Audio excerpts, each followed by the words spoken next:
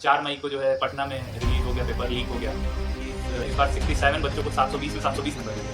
Result जो है 14 जून को आना था, उसने 4 जून को रिजल्ट डिक्लेयर कर दिया। सबसे पहली बात है, अब ये सवाल उठता है कि रिजल्ट इतनी जल्दी डिक्लेयर, इतिहास में कभी ऐसा नहीं हुआ कि 720 में 720 इतने बच्चों को मिल जाए। भाई किस हिसाब की पढ़ाई बच्चे करने लगे, या क्या एकदम से इतने बच्चे पढ़ने वाले। वायरल स्क्रीनशॉट हुआ है, उसमें दिखाया जा रहा है कि एक ही सेंटर के, मतलब हरियाणा में जो झज्जर सेंटर है, वहाँ के एक ही सेंटर के 6 बच्चे AIR-1 ले आए। ऐसा कैसे पॉसिबल? एक ही सेंटर में उन बच्चों को बैठाया गया जिनके पास पेपर पहले से था, और वो ही पेपर को पूरा रटा हुआ हो या जो भी हो, उन्होंने पूरे यानी इनका कहना यह है कि जितने हमारे ऊपर केस होंगे हम उन्हीं एलिगेशंस को मानेंगे, बाकी को नहीं मानेंगे। NTA का ये कहना है ना। 1563 केस आए, ये लीगली उनके पास है मामला।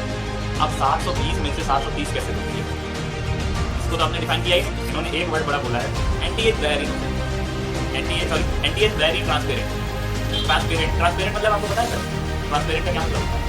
पारदर्शी, इसके आर पार दिखा जा सकता है, जो एकदम क्लियर हो, निर्मल जल की तरह। उसके बाद क्या हुई, टीचर आई एकदम से सेंटर बोली सबके पेपर छीन लो, सबके पेपर ले लो, गलत पेपर बढ़ गया। जो बच्चा 2 साल से 1 साल से 3 साल से, नीट में तो 5-5 साल से लोग प्रिपरेशन कर रहे, ड्रॉप ले लेंगे। इसका कोड अलग है, इसका कोड अलग है, कोड मिसमैच हो रहा है, कैसे भर दे बताइए। हमें तो अपनों ने लूटा, गैरों में कहाँ दम था, और मेरी कश्ती वहीं डूबी जहाँ पानी था। ये हमारे NTA द्वारा कंडक्ट किए गए एग्जामिनेशन नीट में।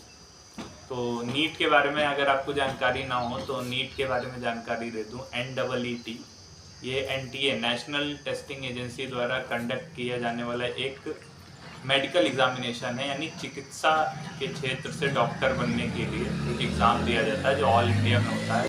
मतलब 24 लाख बच्चे फॉर्म भरते हैं, उनमें 23 लाख 20 लाख ऐसे आसपास बच्चे बैठते हैं, तो उससे डॉक्टर्स का सिलेक्शन होता है। अब इस एग्ज़ाम में क्या हुआ है कि मुद्दे कई हैं। सुनने में आ रहा है कि जो 4 मई को जो है पटना में रिलीज़ हो गया, पेपर लीक हो गया, और उसके बाद एक मुद्दा ये आ रहा है कि इस बार 67 बच्चों को 720 में 720 नंबर मिल गए, जो कि अब मुद्दा ये आ रहा है कि NTA इस चीज़ को मानने को भी तैयार नहीं है। पहले तो उसने रिजल्ट जो है 14 जून को आना था, उसने 4 जून को रिजल्ट डिक्लेयर कर दिया। तो सबसे पहली बात है, अब ये सवाल उठता है कि रिजल्ट इतनी जल्दी डिक्लेयर क्यों किया। दूसरी बात ये उठती है कि जो एग्ज़ाम है उसमें 180 क्वेश्चंस होते हैं और 180 मिनट्स ही मिलते हैं क्वेश्चंस को सॉल्व करने के लिए, यानी एक सवाल पे 1 मिनट मिलता है करीब। अब कुछ बच्चे हैं जिनमें हर साल नॉर्मली होता था 2 से 3 बच्चों को 720 में से 720 नंबर मिल जाते थे। इस बार क्या हुआ, 67 बच्चों को 720 मिल गए। ऐसा कैसे? कभी भी आज तक नीट के जो इतिहास में कभी ऐसा नहीं हुआ कि 720 में 720 इतने बच्चों को मिल जाए। भाई किस हिसाब की पढ़ाई बच्चे करने लगे, या क्या एकदम से इतने बच्चे पढ़ने वाले नहीं। तो पहला सवाल ये है कि 720 में 720 इतने बच्चों को कैसे मिल सकते हैं, उस पर भी वो मानने को तैयार नहीं है। वो ये कह रहे हैं कि 6 बच्चे ही, एक वायरल स्क्रीनशॉट हुआ है, उसमें दिखाया जा रहा है कि एक ही सेंटर के, मतलब हरियाणा में जो झज्जर सेंटर है, वहाँ के एक ही सेंटर के 6 बच्चे AIR-1 ले आए। ऐसा कैसे पॉसिबल है? आप विचार करके देखिए, एक ही सेंटर में सब टॉपर निकल आ रहे हैं, यानी कि कहीं ना कहीं धांधली हुई है, कहीं ना कहीं नकल हुई है। इसी कारण से एक ही सेंटर में उन सारे नकल वाले बच्चों को बैठाया गया है। मुझे जो लग रहा है, ये मैं एक हाइपोथेसिस बता रहा हूँ कि एक ही सेंटर में उन बच्चों को बैठाया गया जिनके पास पेपर पहले से था, और वही पेपर उनको पूरा रटा हुआ हो या जो भी हो, उन्होंने पूरे क्वेश्चन सॉल्व कर दिए। ये हाइपोथेसिस दे रहा हूँ, ऐसा हो सकता है। नहीं तो आज तक अभी किसी नीट में ही नहीं, मैं ऑल इंडिया लेवल के जितने एग्जाम हैं UPSC जो कंडक्ट कराती है, जो NTA खुद कराती है, JEE मेंस वगैरह, UGC नेट वगैरह, किसी एग्जाम में ऐसा कभी नहीं हुआ है कि AIR-1 एक ही सेंटर से आ जाए, वो भी 7 तो आए ही नहीं कभी, नीट में तो कभी नहीं। तो ये है। और आज खैर लिखित रूप से बात होगी, क्योंकि बहुत से चीज़ें हैं। तो सबसे पहला यही सवाल रहा कि 720 में 720 इतने बच्चों के कैसे आ गए। फिर दूसरा सवाल जो कॉमन उठा हुआ था कि 718 इस टाइप के नंबर ऐसा आ ही नहीं सकता, क्योंकि एक जो मार्क्स होता है, एक सवाल 4 नंबर का होता है। यानी अगर आपने टोटल सवाल में 180 सवाल में 179 क्वेश्चन ही किए, एक सवाल छोड़ दिया, तो आपके बनते हैं 716 नंबर, 4 नंबर कम हो गए। अगर आपने उसको भी अटेम्प्ट किया और गलत कर दिया, तो आपके बनते हैं 715 नंबर। क्यों? क्योंकि 4 नंबर आपने छोड़ दिया, 1 नंबर माइनस मार्किंग का होता है नीट में, तो 715 नंबर आपके बन रहे हैं। यानी 715 या तो आपके बन सकते हैं या तो 716। तो कुछ बच्चे कह रहे हैं भैया कैसे 718 आ गया, तो ये अलग सर ने भी अपनी वीडियो में और कई टीचर्स ने भी क्लियर कर दिया कि ग्रेस मार्किंग हुई है। अब ग्रेस मार्किंग का एनटीए का तरीका देखिए। एनटीए बोल रही है कि ग्रेस मार्किंग हम किस बेसिस पे कर रहे हैं, तो एनटीए के डायरेक्टर साहब है सुबोध कुमार, इनका नाम है सुबोध कुमार सिंह जी। सुबोध कुमार सिंह जी के साथ हमारे हायर एजुकेशन के जो सेक्रेटरी हैं संजय के मूर्ति और शेफाली बी शरण, ये तीनों लोग साथ में कल प्रेस कॉन्फ्रेंस में आए। प्रेस कॉन्फ्रेंस में इन्होंने बात क्या बताई है, इन्होंने प्रेस कॉन्फ्रेंस में कई बातें बताई, तो उनमें ही इन्होंने ये भी बोला कि एक रिपोर्टर ने इनसे सवाल पूछा कि आपने जो ग्रेस नंबर दिए बच्चों को, ये क्यों दिए और किस बेसिस पे दिए। तो इन्होंने बताया ग्रेस नंबर उन्हीं बच्चों को मिले हैं, इनका कहना है कि 1563 बच्चे, वो भी इन्होंने एनालिसिस नहीं की, इतने केस हुए इनके ऊपर, यानी इनका कहना यह है कि जितने हमारे ऊपर केस होंगे हम उन्हीं एलिगेशंस को मानेंगे, बाकी को नहीं मानेंगे। एनटीए का ये कहना है ना, 1563 केस आए, ये लीगली उनके पास है मामला कि 1563 अभिभावकों ने या बच्चों ने केस किए, तो जितने उनके ऊपर पीआईएल फाइल हुई है, जितने केस हुए हैं, वो उसको मान के उन्होंने कहा कि इतने बच्चों का ये समस्या आई थी ऑनरेबल हाई कोर्ट से कि हमारे पास हमारे जो सेंटर था वहां पे देरी हुई है, तो हमने उनको क्या किया है, जितनी देरी हुई है उतनी देरी के नंबर उनको दिए गए हैं। तो रिपोर्टर ने पूछा कि भैया नंबर आपने दिए किस फॉर्मूले के बेसिस पे दिए हैं, कैसे दिए हैं, कुछ तो होगा क्राइटेरिया। तो उन्होंने बोला कि हमने एक्यूरेसी और टाइमिंग जो लॉस हुआ है उसके बेसिस पे दी। अब सबसे पहले एक्यूरेसी पे आते हैं। एक्यूरेसी में क्या क्या चीज़ है भाई, पेपर करते समय एक्यूरेसी किस चीज़ में, टाइम, आप कितनी तेजी से क्वेश्चंस कर रहे हो, यानी कितनी स्पीड है आपकी और कितने सही कर रहे हो, ये एक्यूरेसी होती। अब इस एक्यूरेसी के हिसाब से अगर देखें तो जो बच्चा गलत कर रहा है सवाल, भाई जिस बच्चे को नहीं आता है उसको गोला ही भरना है, ठीक, तो एक गोला ही भरना है अगर आपको, तो आप तो और जल्दी करते चले जाओगे, एक्यूरेसी आपकी नहीं हो जाएगी। तो इस एक्यूरेसी के हिसाब से अगर आप देने लगे नंबर, तब तो हो गया काम। भाई एक बंदा है जो सही सवाल कर रहा है, सोच सोच के कर रहा है, तो उसकी एक्यूरेसी तो बहुत कम होगी। एक बंदा जिसको कुछ आता ही नहीं, वो तो जल्दी जल्दी करता चला जा रहा है। यही तो बात है, एक्यूरेसी में यही आ रहा है, तो स्पीडिंग में ये हो गया। दूसरी बात जो कह रहे हैं कि टाइमिंग के हिसाब से हम दे रहे हैं, तो वो मुझे अंडरस्टूड है कि मान लीजिए आपका टाइमिंग चल रहा है कि हाँ, अगर एक बच्चे का 1 मिनट लॉस हो रहा है, 180 सवाल है, 180 मिनट मिलते हैं, तो एक नंबर, एक सवाल जो होता है 4 नंबर का होता है नीट में, तो एक सवाल का 4 नंबर देना चाहिए। अगर 20 मिनट अगर उसके गए तो यानी 20 मिनट में वो 20 सवाल कर सकता था। हालांकि वो एक्यूरेसी को भी जोड़ रहे हैं, तो वो उनका अपना मामला है। तो 4 to the 8 80 नंबर उसको मिलने चाहिए। अब यहाँ मजे की बात सुनना, जिस बच्चे के 600 नंबर आए होंगे, है ना, इनिशियल मार्क्स उसके 600 होंगे, अब उसकी एक्यूरेसी वगैरह सब जोड़ जाड़ के, नंबर जोड़ जाड़ के 600 में उसके 80 नंबर अगर जोड़ दिए जाएं तो 680 मार्क्स उसके हो गए। ठीक है, यहाँ तक तो समझ में आता। अब मुद्दे की बात यह है कि एक और बच्चा है जिसके 690 नंबर आ गए, इनिशियल नंबर, यानी सब टाइम में उसका गैप होने के बाद भी 690 आ गए। अब मजे की बात देखो, अब अगर उसका टाइमिंग 10 मिनट का लॉस हुआ है तो 10 मिनट के हिसाब से एक सवाल का 4 नंबर, यानी 40 नंबर उसको मिलने चाहिए। अब 690 में 40 जोड़ोगे कितना हुआ, 730। अब 720 में से 730 कैसे दोगे ये बताओ, इसको तो आपने डिफाइन किया ही नहीं। इन्होंने एक वर्ड बार बार यूज किया, 4 इन्होंने पूरे उस करीब 50 मिनट से 1 घंटे के इंटरव्यू में या कॉन्फ्रेंस में इन्होंने एक वर्ड बड़ा बोला है, NTA is very innocent, NTA is very transparent. Transparent मतलब आपको पता है सर, ट्रांसपेरेंट का क्या मतलब होता है, पारदर्शी, जिसके आर पार देखा जा सके, जो एकदम क्लियर हो, निर्मल जल की तरह। क्या आपने क्लेरिफाई किया, मुझे तो कुछ क्लेरिफिकेशन दिखा नहीं इसमें कुछ खास कि आपने क्या क्लेरिफाई कर दिया।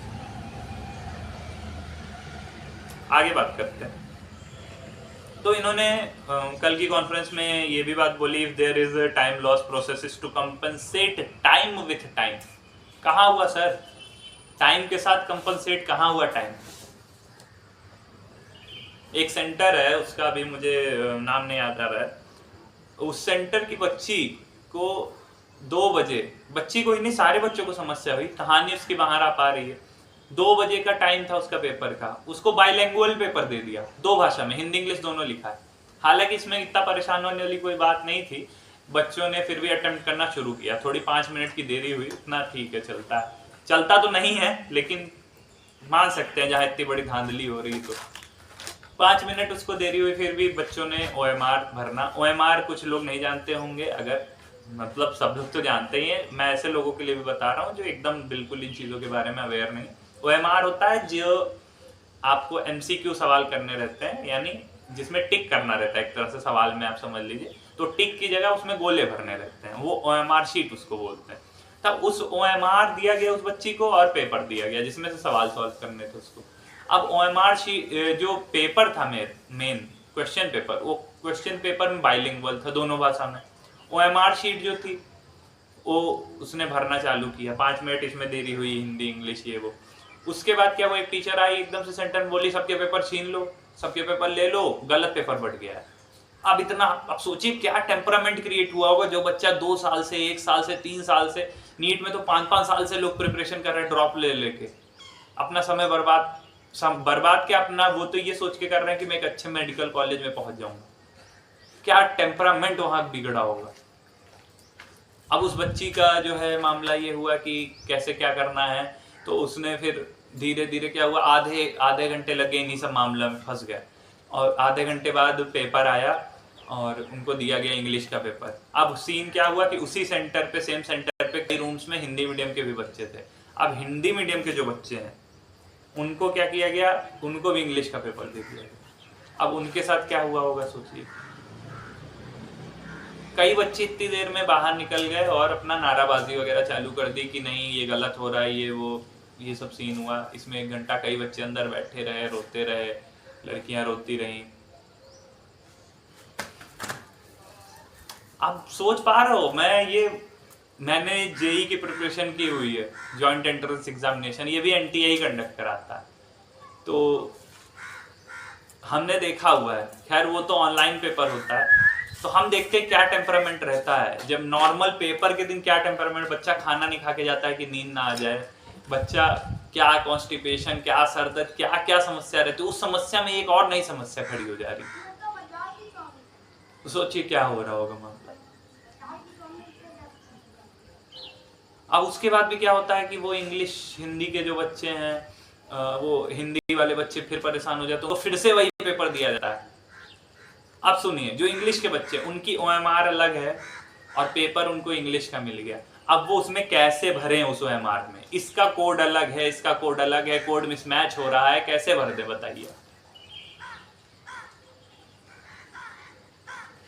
उन्होंने भी नहीं भरा, उनमें से भी कुछ बाहर जाके प्रोटेस्ट वगैरह करने लगे। फिर उसके बाद शाम को ये डिसाइड होता है कि नहीं भैया NTS बात हो गई है, पेपर कराना है इनका, आज ही कराना। ठीक है, 5:30 बजे पेपर खत्म होने को है, NTA कह रहा 6:30 से फिर पेपर करा लो, 9, 9:15, 9:30 तक। बच्चे कह रहे हैं, बच्चों के माँ बाप कह रहे हैं भैया आज ना कराओ, आज बच्चे हालत में नहीं है देने के, सुबह से भूखे हैं, वो कैसे क्या लिखेंगे, कोई मतलब नहीं। पेपर हुआ 6:30 से 9:30, 10 बजे। बच्चे जो 12 बजे घर से निकले, कोई बच्चे जो दूसरे शहरों से आए हैं, जो रात भर जग के आए हैं, वो अब रात में 10 बजे पूरे दिन पेपर कर छूट गए। और मैं तो सॉल्यूट कर रहा हूँ उस लड़की को कि उसके बाद भी उसके 635 समथिंग, 636 ऐसे मार्क्स आए। अगर वो एकदम कोई टेम्परामेंट ना होता, कोई बवाल ना होता, तो कितने अच्छे उसके मार्क्स आते। अब तो 635 में भी कंफर्म नहीं कि उसके आएंगे, उसको मेडिकल कॉलेज मिलेगा। क्यों? क्योंकि 685 कट ऑफ गई है। भारत का जो सबसे बड़ा संस्थान है एम्स में पता है आपको कितनी सीटें हैं? 46। इस बार तो जो AIR 1 लाए हैं ना 67 है उनका नंबर, यानी जितने AIR 1 लाए हैं वो सारे भी नहीं आ पाएंगे एम्स में। सोचो बहुत मतलब क्या हो रहा है, कैसे हो रहा है। आपको मजे की बात बताएं, ये तो एक कंपटीशन का एग्जाम था, ऑल इंडिया लेवल पे होने वाला एग्जाम था जिसमें 23-24 लाख बच्चे बैठ रहे हैं। भारत की मैक्सिमम यूनिवर्सिटी में ऐसा हो रहा है। मैक्सिमम इन यूनिवर्सिटीज में कैसा हो रहा है, आप दिल्ली की यूनिवर्सिटीज देख लीजिए, कानपुर की देख लीजिए, गोरखपुर की देख लीजिए, लखनऊ की देख लीजिए, कोलकाता की यूनिवर्सिटीज देख लीजिए। बहुत बच्चे हैं मेरे जानने में ऐसे जिनके साथ ऐसा हुआ है। वहां पे कैसे धांधली हो रही है, बच्चे का बैक आ गया, अब भगवान जाने गलती से आया कि सही आया क्या, खैर उसमें मैं टिप्पणी नहीं कर सकता, लेकिन बैक आई बच्चे की किसी सब्जेक्ट में। मान लीजिए केमिस्ट्री में है कोई बच्चा, उसकी बैक आ गई। अब क्या हुआ, उसने बैक पेपर भरा, बैक पेपर का चार्ज लमसम हर जगह 1000 रुपये है। उसने बैक पेपर दिया, बैक पेपर में फिर से एग्जैक्ट उसके उतने ही नंबर आ गए जितने पिछली बार आए। अब समझो, यहां से समझो खेल।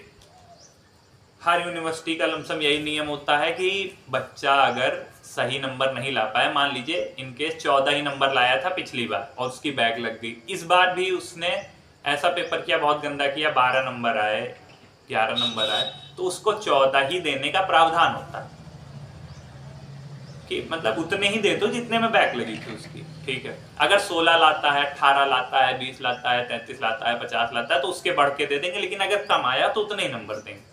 अब आगे की बात समझिए, अब बच्चा क्या होगा, फिर से उसकी बैक लगी अगर कम आ गए तो। और अगर कम मतलब मैं इनके से बात कर रहा हूं कि जरूरी नहीं है कि उसके कम आए हैं, हर कॉलेज में धांधली ये हो रही है कि उनको दोबारा बैक दे रहे हो सब्जेक्ट में। अब NEP के तहत तो एग्जेम्प्टेड, न्यू एजुकेशन पॉलिसी के तहत एग्जेम्प्टेड का नियम नहीं है। एग्जेम्प्टेड का मतलब ये होता था कि अगर 2 बार आपकी एक ही सब्जेक्ट में बैक आ गई तो आपको तीसरी बार सारे पेपर देने पड़ेंगे, सिर्फ वही सब्जेक्ट नहीं, पूरा पेपर देना पड़ेगा, वो पूरा सेमेस्टर आपको देना पड़ेगा। अब यहां से सीन क्या बन रहा है, 1000 रुपए वो दिए आपने, या अगर आप नहीं देना चाह रहे हो, आपको लगा कि नहीं यार मैंने तो 70 नंबर का किया है, मेरे 17 नंबर 16 नंबर कैसे आ गए, मैं कैसे फेल हो सकता हूँ, तब आप RTI फाइल करिए, राइट टू इंफॉर्मेशन, 300 रुपए उसका दीजिए, ठीक है। अब हम बात करते हैं कि अगर सिर्फ एक यूनिवर्सिटी की, किसी भी एक यूनिवर्सिटी को पकड़ लो तो हर यूनिवर्सिटी से कम 300, 400, 500 कॉलेज तो एफिलिएटेड हैं जहाँ पे 3 जिलों में जुड़े हुए हैं। अब उनसे जो 300 कॉलेज जुड़े हुए हैं, हर कॉलेज में अगर 10 बच्चों की समस्या देखें तो कितना हुआ, 10 बच्चों की समस्या अगर देखते हैं तो 500 गुणे 10 5000 हो गया।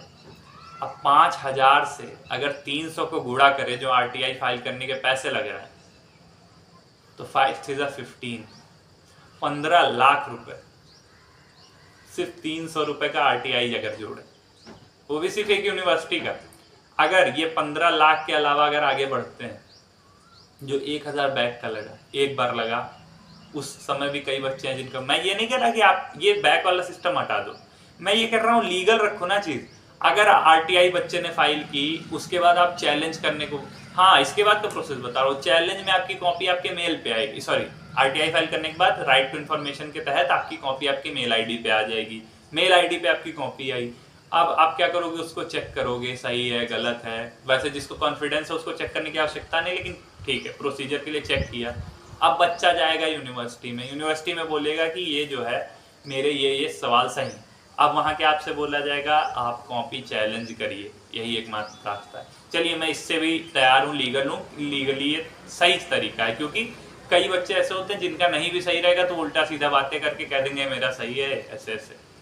चलिए तो इससे सही है, 2500 ले रहे हैं आप, चलिए मैं उसके लिए भी तैयार हूँ।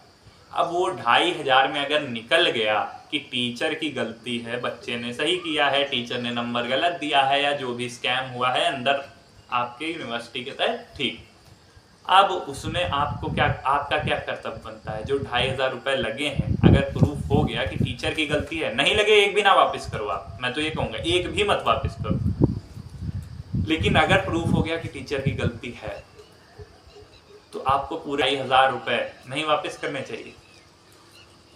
चलो 300 RTI का भी मत दो, 2500 रुपए नहीं वापस करने चाहिए? बताओ, यहाँ बच्चे की 4-4, 5-5 हजार रुपए एक सेमेस्टर की फीस है और आप 2500 रुपए सिर्फ उसका ले रहे हो।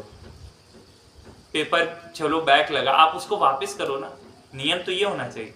यूनिवर्सिटीज में जाओगे तो वो ये बोलेंगे कि हमारे पास तो यही 2 नियम है, RTI फाइल करिए, उसके बाद चैलेंज करिए। चैलेंज में अगर आप सही साबित हुए तो आपके नंबर 2 टीचर लगाए जाएंगे, वो आपकी फिर से रीचेक करेंगे कॉपी, सही साबित हुए तो आपको मार्क्स मिल जाएंगे। मार्क्स मिलने के बाद 1000 रुपए आपको वापस कर दिए जाएंगे, 1500 रुपए रख लिए जाए। हमारी सर कहाँ इसमें गलती है आप ये बता दो। उस बच्चे की कहाँ गलती है जहाँ पे आपने उसको उसके 2500 रुपए में से 1000 उसका लिया, 300 RTI का लिया, उसकी तो गलती नहीं थी ना। और एक बच्चों का नहीं, यकीन मानो कम से कम एक कॉलेज से 25, 30, 50 बच्चों तक का हो रहा है। तो ये आवाज कोई नहीं सुनेगा। अभी NTA ने उठाई हुई है सवाल, फिलहाल ये इंपॉर्टेंट भी है। NTA ने सवाल उठाई है तो ये मैंने एक अपनी बात रख दी जो और कॉलेज में हो रहा है। फिर जो NTA के डायरेक्टर सुबोध कुमार सिंह साहब हैं, जो कि बोल रहे हैं कि NTA is very transparent, very innocent, we have nothing to hide. Nothing to hide को भी 4 बार प्रयोग किया उन्होंने। We have nothing to hide, we are very transparent. तो दूसरा सवाल ये आता है, if the students have any other problem they can go to the honourable high court. मतलब हमने 1563 नहीं, अप्रोक्सीमेटली 1600, उनको 37-38 बच्चों से भी क्या मतलब, इधर उधर देख लेंगे अपना जो भी मामला होगा, उनको भी एडजस्ट कर लेंगे। 1563 बच्चे हैं सर, एग्जैक्ट डेटा तो दीजिए। He saying only 1600 students have given the grace marks only and there is no such problem in that only 720 students are qualifying। अरे सर 720 बच्चे भी अगर आपने क्वालिफाई करा दिए ग्रेस मार्क्स दे के, तो 720 बच्चे जो उस लायक थे उनका तो भविष्य खा गया। एक से एक नीचे आता जा रहा है ना बंदा। 720 only 720। And he is saying that if the students have any other problem with our justification, with our clarification, with our innocence and with our transparency, then the students can go to the honorable high court or the honorable supreme court। यानी आप वहां जाओ, कोई दिक्कत। ये नहीं कह रहे कि हम इसको सॉल्व करने की कोशिश करेंगे, we have the committee to handle it, no। जो चौथी बात इन्होंने मैंने नोटिस की, उन्होंने कहा कि GRC एक कमेटी इन्होंने बनाई है जिन्होंने इस तर्ज पे ये तय किया है कि ग्रेस मार्क्स मिलने चाहिए कि 2018 में सुप्रीम कोर्ट ने क्लैट एग्जामिनेशन एक होता है, common law admission test, law के बच्चों के लिए होता है, उसमें भी ऐसा ही हुआ कि टाइम का लॉस हो गया बच्चों का, पेपर देरी होने की वजह से या किन्हीं कारणों से। तो सुप्रीम कोर्ट ने कह दिया था कि भैया इनको ग्रेस नंबर दे दो जो इनका समय गया है उसके हिसाब से। अब भैया मामला ये आता है कि क्लैट में कितने बच्चे बैठते हैं? 60,000 बच्चे।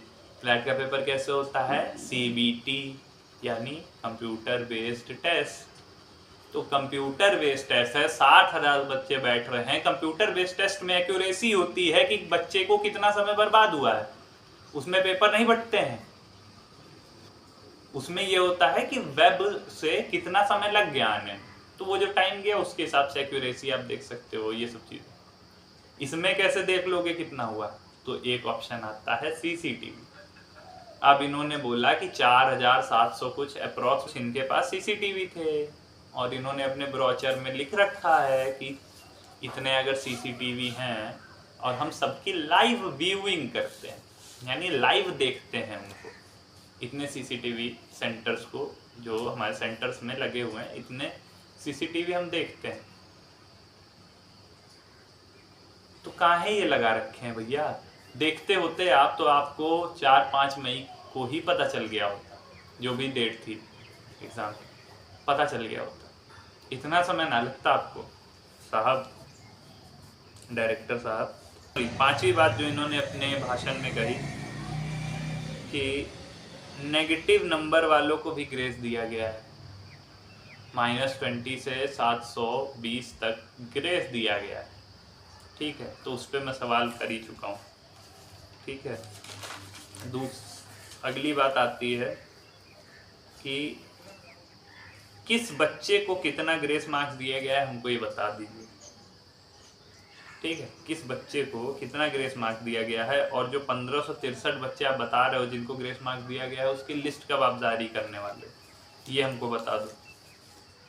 ठीक है, ये सारे सवाल पूछे जा चुके हैं कई टीचर्स के द्वारा, ऑनरेबल एनवी सर के द्वारा, ऑनरेबल अलख पांडे सर के द्वारा, और भी अन्य शिक्षक हैं जिनका नाम नहीं ले पा रहा हूँ। इन लोगों को मैं पर्सनली जानता हूँ क्योंकि मैंने भी जेई की प्रिपरेशन की हुई है। पहले के अब भी मैं स्टूडेंट हूँ साइंस स्ट्रीम का, तो मैं जान रहा हूँ इन चीज़ों को, इन लोगों को। तो इन लोग लगातार लड़ाई कर रहे हैं, एनवी बजे रात में वीडियोस डाल रहे हैं। एनवी सर ने एनटीए के जो ऑफिस है दिल्ली में, वहाँ भी गए, वहाँ पे गार्ड्स उनको अंदर नहीं जाने दे, पहले बहुत मुश्किल से वो गए, फिर उसके बाद जो जो बवाल हुआ है वो तो लेटर ही नहीं ले रहे थे, वहाँ के जो भी हेड थे वो लेटर ही नहीं ले रहे थे। अब किसी तरह से वो लेटर उन्होंने कल लिया, रिक्वेस्ट लेटर एक्सेप्ट किया, लगातार वो लोग भी प्रयास कर रहे हैं। ये है मामला। तो अब इन्होंने जो कमेटी की बात की है, मैं इस पर ये कहूँगा कि आप उस कमेटी में किसको किसको, हालांकि इन्होंने अपने प्रेस कॉन्फ्रेंस में बताया है कि हम कमेटी जो बनाए हैं उसमें यूपीएससी के एक बहुत ऑनरेबल अधिकारी रखे गए, तो ठीक है, तो आप इंडिपेंडेंट करो उसको। हर बार जो कमेटी बनती है ऐसी, उसमें तो जस्टिस को, जो रिटायर्ड जजेस होते हैं, इनको रखा जाता है। इस बार ऐसा क्यों नहीं किया गया? हम ये नहीं कर रहे हैं कि यूपीएससी के जो बंदे आपने, जिनको भी अधिकारी को हम बहुत रिस्पेक्ट करते हैं और वो भी बहुत पढ़ लिख के वहाँ पहुँचे हैं, बहुत शार्प माइंड है उनका, लेकिन आप उनको इंडिपेंडेंटली एक्शंस लेने दोगे कि नहीं? या फिर सुप्रीम कोर्ट में पीआईएल करनी पड़ेगी सबको कि नहीं, इनके ऊपर सीबीआई जांच होनी चाहिए? तो क्यों आप ऐसी नौबत आने दे रहे हो? आप अपनी भी बदनामी कर रहे हो, बच्चों का जो भविष्य खराब हो रहा है हो ही रहा है। तो आप, अगर आप ये वीडियो पहुंच रही हो आप तक, तो हम तो यही कहेंगे कि भैया आप ही करा लो, इंडिपेंडेंटली कह दो कमिटीज से कि अपने जांच करें। और सिर्फ 1563 बच्चे हैं, इसकी क्या गारंटी है भैया? क्या गारंटी है? आप तो 4 स्टेट्स आपने बोल दिया कि 4 स्टेट्स में ऐसा हो गया, गलती से हो गया। तो अब बात ये आती है कि जो प्रेस कॉन्फ्रेंस है, उस प्रेस कॉन्फ्रेंस में आपने क्यों नहीं किसी अभिभावक को बुलाया, क्यों नहीं किसी रेपुटेड टीचर को बुलाया, क्यों नहीं किसी कोचिंग इंस्टीट्यूट के ओनर को बुलाया जो इतने सालों से कंडक्ट करा रहे हैं? जो असली सवाल पूछने वाले लोग हैं उसको आपने बुलाया ही नहीं। जो मीडिया कर्मी आपसे सवाल पूछ रहा है, उसने क्या ज़रूरी है नीट का एग्ज़ाम कभी दिया हो? उसको क्या पता होगा कि एक सवाल 4 नंबर का होता है? उसको क्या पता होगा कि 180 मिनट में 180 सवाल करने हैं? उसको क्या पता होगा कि इतने सवालों को के कितने ग्रेस मार्क्स मिलने चाहिए? आपने क्या फॉर्मूला बताया? आपने वो भी नहीं बताया। उस मीडिया कर्मी को क्या पता है जो आपसे सवाल पूछ रहा है? उसको इस फील्ड के बारे में, मेडिकल के बारे में, नीट के बारे में कितनी नॉलेज होगी? कितनी गारंटी है आपको कितना पता होगा उसको, जो आधे घंटे पहले एनालिसिस करके आए? आपसे वो सही सवाल पूछ पाएगा? आपने तो आए प्रेस कॉन्फ्रेंस में बोल दिया, उसमें भी आपने क्लियर नहीं बोला। आपसे जब पूछा गया कि क्या फॉर्मूला है, तो you are saying the formula is mentioned where, कहाँ पे सर? आपने जो एनटीए की ये जो वो निकाली है अपनी, इसमें तो आपने लिस्ट तक नहीं बताया, फॉर्मूला क्या बताओगे आप? किस फॉर्मूले के तहत ग्रेस मार्क्स दिए, वो फॉर्मूला भी मेंशन्ड नहीं है। बताओ आप कह रहे हो the formula is there where. ठीक है सर।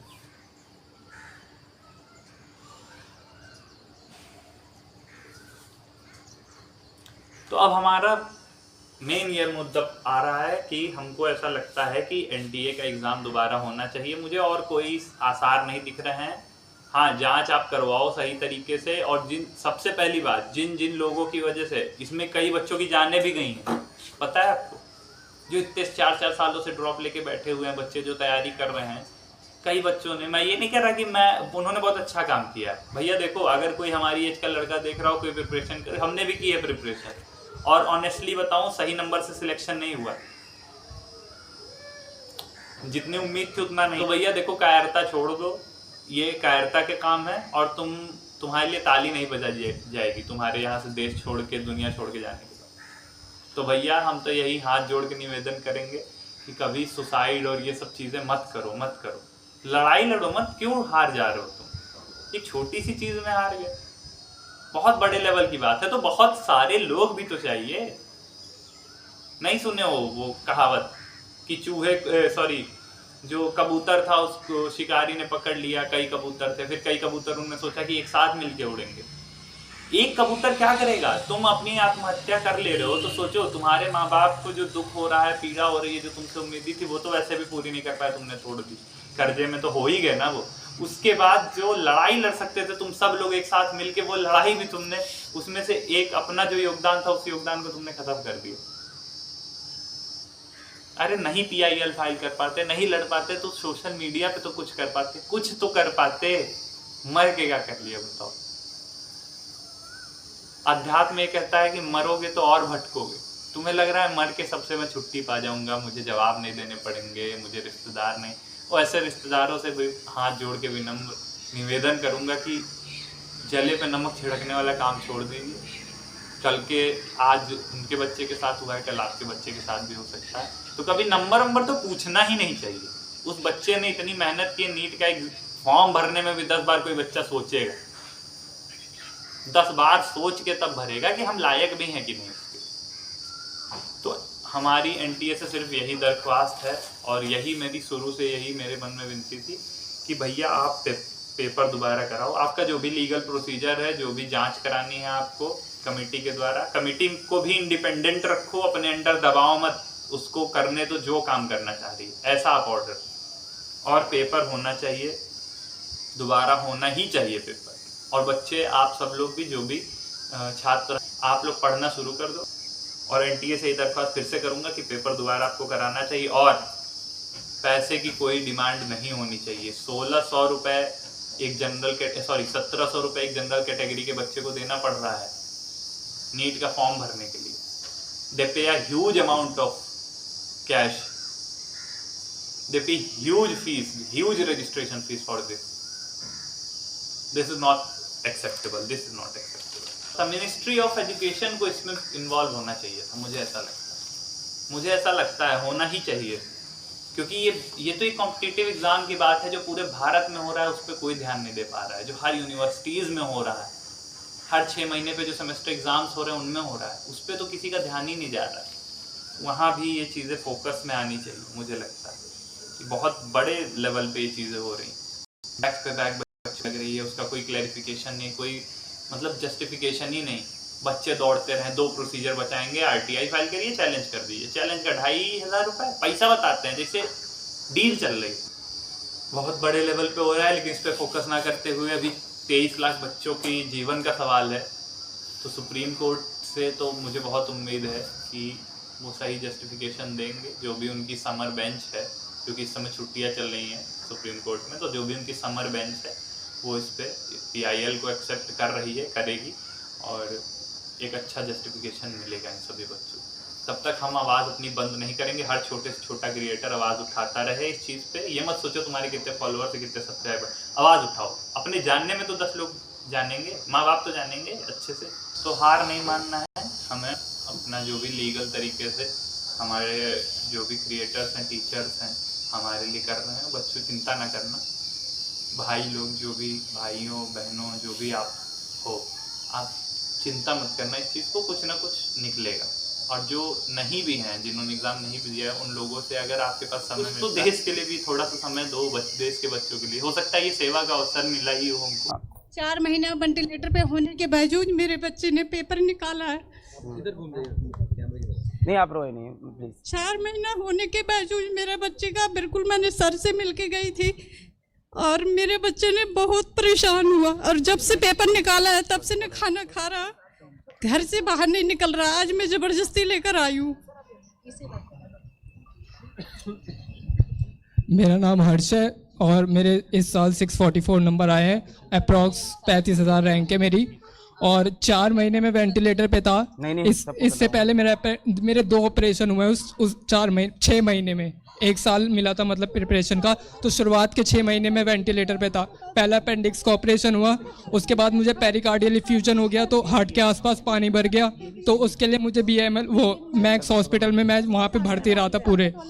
वेंटिलेटर में डॉक्टर ने ये तक बोल दिया था कि बचना मुश्किल है मेरा। उसके बाद भी मैंने 4 जनवरी से मैंने पढ़ाई शुरू करी है और बेटा रोना नहीं है यार, डोंट क्राई। जनवरी से मैंने तैयारी शुरू करी है और सिर्फ मैं कोचिंग, इसी कोचिंग का हूँ मैं, और मैं इस कोचिंग में बिल्कुल नहीं आया, मैं बस टेस्ट देने आया था। और यूट्यूब से मैंने सारी पढ़ाई करी है, मैंने यूट्यूब पे जो उत्थान है मार्सर का सब कुछ देखा था, उससे मैंने रिवीजन करा, सब कुछ करा, 4 महीने बस पढ़ाई करी है। उसके बाद 644 नंबर आए और जब कल 4 नंबर को रिजल्ट आया तो मेरे पैरों तले जमीन खिसक गई कि ये क्या हो रहा है। मुझे कुछ समझ नहीं आ रहा। 1563 बच्चे भी थे अगर ग्रेस मार्क्स वाले, तो सीधा 4 गुना रैंक बढ़ गई सबकी। ऐसा कैसे हो सकता है? या तो ये मास पेपर लीक है, मैं साफ बता रहा हूँ, ये मास पेपर लीक है, या तो एनटीए झूठ बोल रहा है कि खाली 1563 है, उससे ज़्यादा भी नंबर हो सकता है, ये 20-25 हज़ार तक का नंबर हो सकता है। मैं साफ बता रहा हूँ, ये एनटीए बहुत झूठ बोल रहा है, इस पर किसी को विश्वास नहीं करना है। सब PIL फाइल करो, ये सबकी ज़िंदगी का सवाल है। तो देखिए ये हालत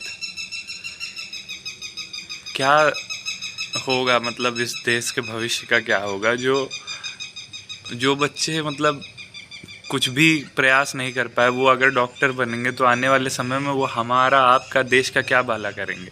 ये सिर्फ एक पेपर लीक की बात नहीं है, ये भारत के नेशनल सिक्योरिटी की, भारत के भविष्य की बात आ गई है। ऐसे ऐसे बच्चे, अभी तो एक आध बच्चे जो हैं ये थोड़े मतलब फाइनेंशियली सही हैं तो ये बाहर आ पा रहे हैं, जो बच्चे बाहर नहीं आ पा रहे हैं, अपनी प्रॉब्लम नहीं ला पा रहे, सोचिए उनका क्या होगा। तो यहीं अपनी वाणी को विराम दूंगा और मुझे आशा है, और बच्चों प्लीज़ ये सब सुसाइडर और ये सब चीज़ें नहीं, हम एक छोटा भाई हमको मान लो, नीट की प्रिपरेशन में हमसे बड़े लोग भी, हमसे कम उम्र के लोग, छोटा भाई मान लो, बड़ा भाई मान लो, जो मानना है मान लो, बस समझ लो एक अच्छी सलाह मान के, कुछ इसमें रखा नहीं है। जीवन बहुत बड़ा है, बहुत कुछ करने को, ठीक है। क्या कहूँ, इससे सबसे अच्छा सजेस्ट करूँगा प्रेमानंद जी महाराज को सुनो तुम लोग, हमने भी हमारे जीवन में बहुत बदलाव आए। तो ऐसे राजीव दीक्षित जी लोग को देखो, बहुत कुछ है करने को। आप अब्दुल कलाम के बारे में पढ़ो, उनसे ज़्यादा फेल नहीं हुए होगे आप जीवन में, उनके पढ़ोगे द इग्निटेड माइंड्स तो आपको समझ में आएगी चीज़ें। बहुत लोग हैं पढ़ने को समझने, संघर्ष सबके जीवन में होता है, ठीक है। तो बस यहीं पर अपनी वाणी को विराम दूंगा। अगर आगे ये चीज़ें नहीं क्लियर होती हैं, हम आगे भी आते रहेंगे इन चीज़ों को लेकर, साथ नहीं बैठने वाले, और आपके साथ हैं बहुत टीचर्स हैं इंडिया लेवल पे, ठीक है। राधे राधे।